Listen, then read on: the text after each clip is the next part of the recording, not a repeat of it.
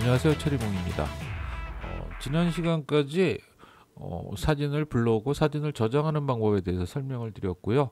이번 시간에는 브릿지를 설명을 드리려고 합니다.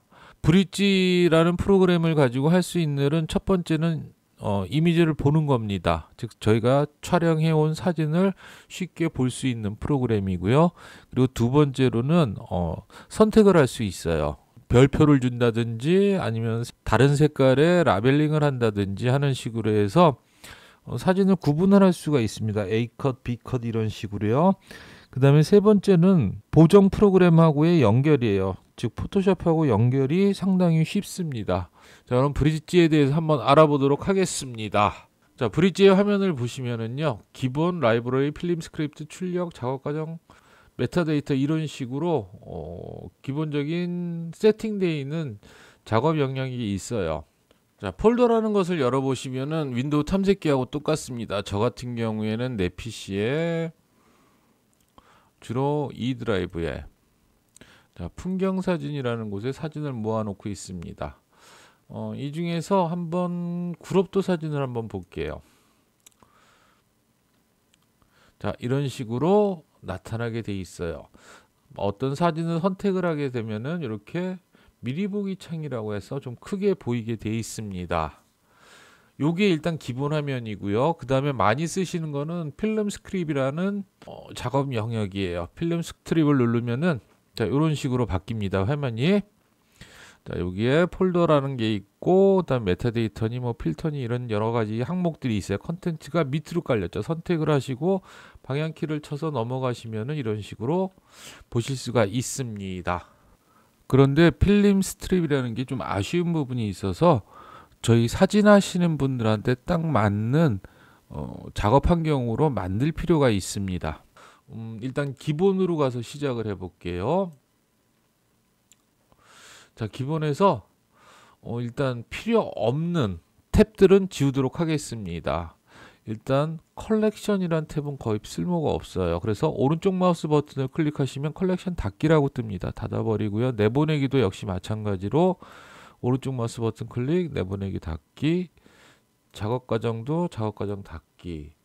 그 다음에 제작이라는 것도 사실 필요가 없어요. 제작도 닫기.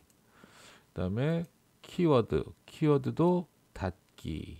자, 이런 식으로 해놨는데 난 다시 한번 기본으로 돌아가고 싶어 하실 때는 창으로 들어가셔서 작업 영역으로 들어가셔가지고 작업 영역 다시 설정을 하면 기본 화면으로 돌아가게 됩니다.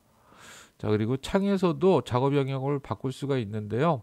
하늘색으로 떠 있는 부분이 있죠. 이 부분은 지금 열려 있는 창이에요. 그러니까는 내보내기는 필요 없고 메타데이터는 필요하고요. 미리 보기 필요하고 작업 과정 필요 없고 제작 패널 필요 없고 그다음에 즐겨찾기 놔두고 컬렉션 패널 필요 없고 키워드도 지울게요. 그다음에 폴더 필터 경로 표시줄은 필요합니다. 자, 이런 식으로 정리를 하셔도 돼요. 자, 이렇게 필요 없는 탭들은 닫아버린 다음에 어떻게 하시냐면은 자, 메타데이터는 옆으로 옮길게요. 어떻게 옮기시냐면은 클릭해서 드래그를 하시면은 됩니다. 지금 이 파란색 영역이 바뀌는 게 보이시죠? 이 파란색 영역으로 이 메타데이터라는 탭이 들어가겠다는 얘기예요. 한번 여기에다 놔볼게요. 딱 놓으면은 자, 미리 보기가 넓어지고 자, 메타데이터는 왼쪽에 붙어 있습니다. 자, 그런데 필터 갖다 메타데이터 갖다 귀찮잖아요.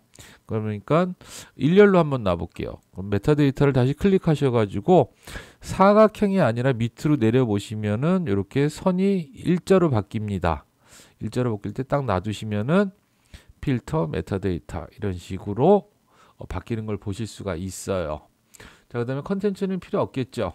이렇게 넓은 화면이. 그래서 컨텐츠 화면을 줄이겠습니다. 왜냐면 우리는 미리 보기가 넓어야 좋잖아요. 사진을 크게 볼 수 있으니까는요. 자, 그리고 메타데이터도 뭐 다 보일 필요는 없을 것 같아요.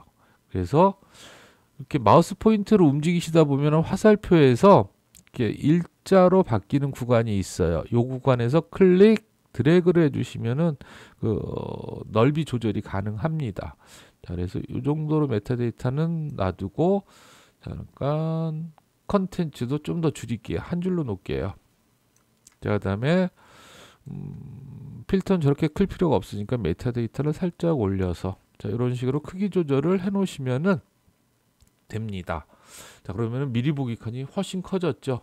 자, 이 상태에서 방향키로 왔다 갔다 하시면서 사진을 보실 수가 있는데, 자, 그러면은 이렇게 놓는 게 좋은가를 생각해 볼 때 탭 키를 누르면은 전체 화면으로 표시가 돼요.